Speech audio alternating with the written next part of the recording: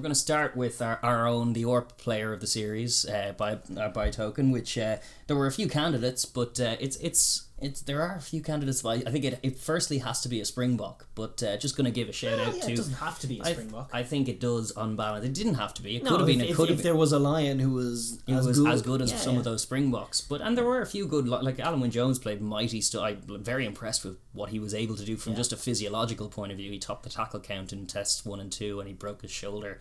Or dislocated his shoulder a few weeks prior. Like, that seems freaky stuff from him.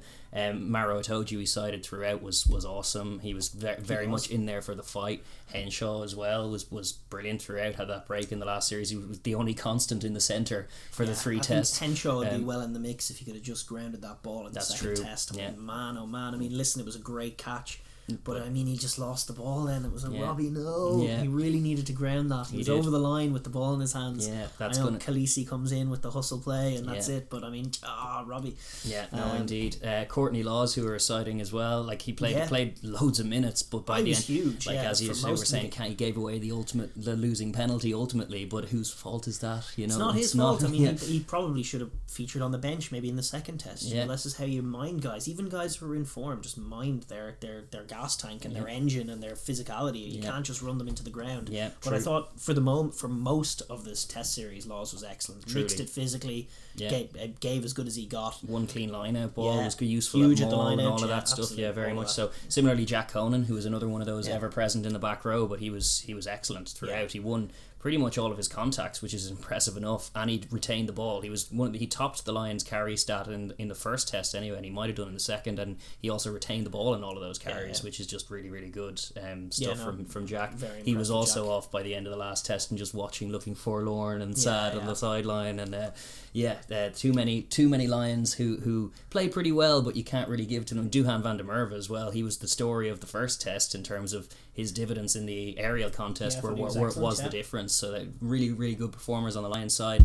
But then on the Springboks, I would say Tadhg Furlong as well. I thought awesome. he was massive. I thought his breakdown cleaning was excellent. There wasn't enough of it from the Lions. He was the best Lion at that particular. Himself and Itoje, he was the other one.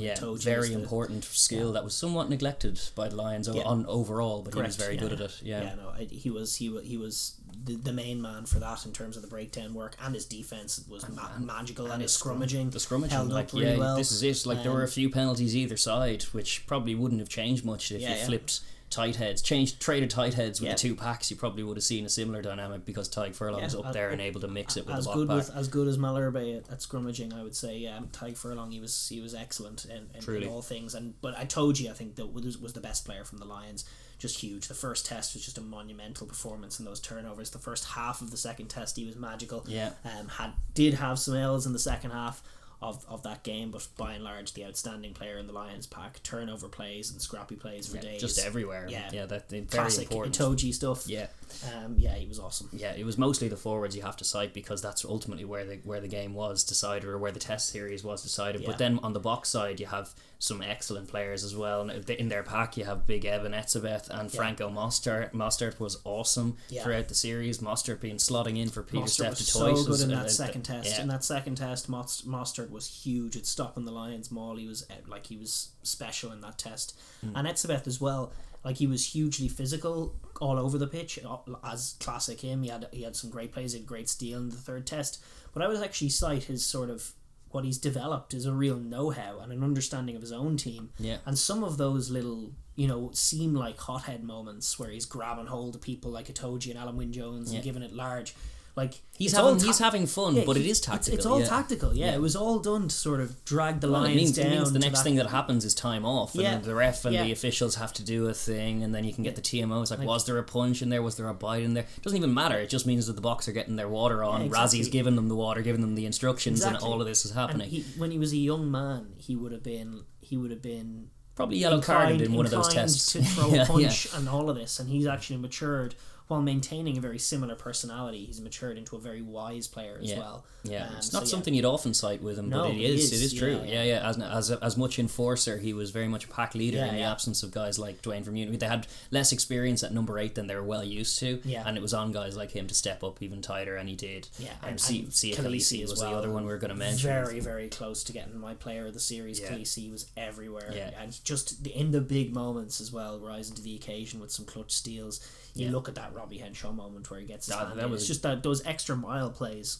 That's what makes him so special. He's worth his weight in gold to them, and he is just a great leader for this team, and he was brilliant. Similarly, like in the back line as well. Well, actually, before we get out to the backs, I want to give a shout out to big Trevor Inyekanye, who started at tight head, switched to loose head, did his best work from there. The destruction he did. He even managed to get a couple of jackal steals from tight head in that first test. I mean, or in that South Africa game. Like he was very, very good, and coming on off the bombs along with the bomb squad, I would say Marks and Cock as well. That whole bomb squad backup front row after that first test where they got it wrong, they got it so right. They did, and it was a big difference between the sides because with Wyn Jones's injury before he wasn't available for the second, it was a telling difference between the two sides was the guys of the quality of Cock and Inyekanye to bring into ice games and to win scrums at the death. It ended up paying dividends at the very death of the third and final test. So shout out to Big Trevor. And then in the backs you have guys like Cheslin, who grabs really important tries. You have Mapimpi, who was awesome. Like his work rate, unbelievable. The second test in particular, I know he gave away a couple of pens, but he was only giving them away because he was doing so much work, and he got his just rewards, got himself a bit of meat in the series book as well. He's very much awesome so player. And then those centres, the centres of excellence, the most consistent players, the ones consistently picked. Like Dale Indy and Am didn't put a foot wrong in the whole test series between them, and it's hard to separate them as well as far as a player of the series. I think it kind of has to be one of them. For me, it's Am. I just give out. You know how much I love Am. Sure, I've been singing Am's praises since before anybody. But it's good to see other people getting on board now. Brian Driscoll saying like, actually, I didn't know him, but he's a really smart footballer. And it's yes, he is. He's a really but he's developed into a really smart player. His hands have improved, but just every touch is an excellent one for a guy who doesn't necessarily. He's not like got the raw footballing skills. He's not like a footballer who had to develop into a rugby player. Like he was first and foremost about defense. The sort of offense and catching a ball and kicking a ball and passing the ball came secondary, but he's developed all of those skills. He's now a weapon on offense, managed to get a couple of tries. One for the South Africa A team where he was captain and saw them win. One obviously in Test 2 where he got that ball down. And then also just the defensive plays out of him, outstanding every time, always. The reading, perfect, leading, communicating, allowing those wingers to play such a he's the defensive leader of such an aggressive defense, such a high tariff defense. And I think he between him and Nienaber, they made an excellent adjustment.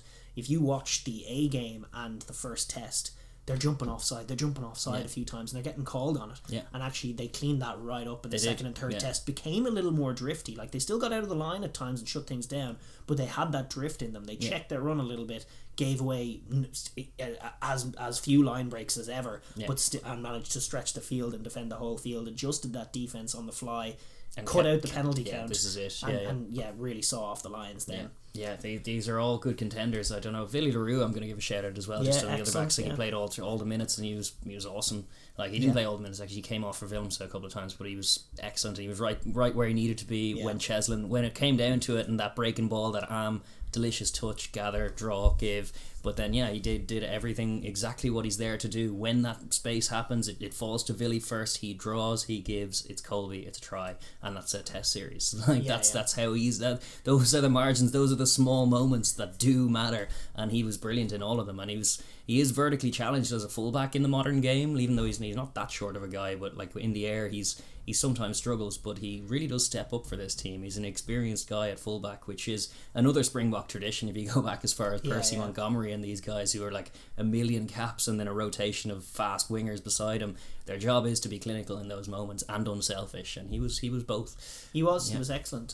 So who's your guy? Who's your number one? I think I know. Like it's tough to separate between some of these guys. My three candidates, I think ultimately, or maybe four candidates ultimately that are on the short list are Am, De Allende, Khaleesi, and Mostert. And I think of them, I'm going to lean on Sia Khaleesi. Yeah. Mainly because of that Henshaw play, actually, that you cited already. Just like it could have been a different story. It could have been series over, but just not just that. The fact that when Peter Steff went down, his workload doubled and he was up to it, and like it really was decided by those forwards, and it was a good ding-dong battle, and the Lions gave as good as they got, but it was guys like Khaleesi and plays like that little moment that kind of saw them through. Could have got mine as well, and actually Dilinde as well. I was very, very impressed with. I've never seen him play as well as he did on this tour. He's been getting better and better. But he was brilliant in the World Cup as well. And he's just getting his little touch. He like, speaking of the good calmness of thing, but in the South Africa A game when that charge down happened and he was first to it and he was calmly found his partner in crime, and it was just calm. It was Nkosi actually found. Am actually found. That was Leroux's. Am found Leroux then, and it was just doing the right thing in the right moment was what this kind of Bok team were all about, but particularly those calm centres. Really. But good led players. In my view by just watching it as well, by just watching him communicate. Leading that defence, and then also just putting in all of those tackles were just incredible.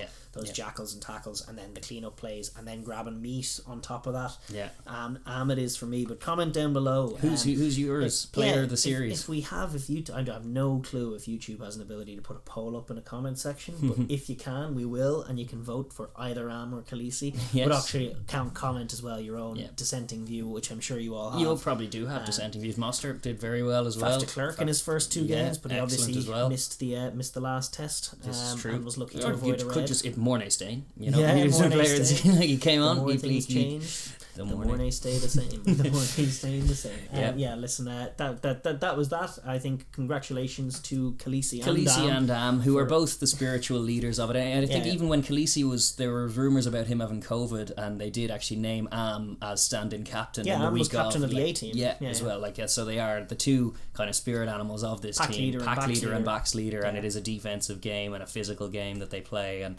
both of those guys were well up to it this series. So worthy winners in our book. Absolutely. Listen, we're going to move on.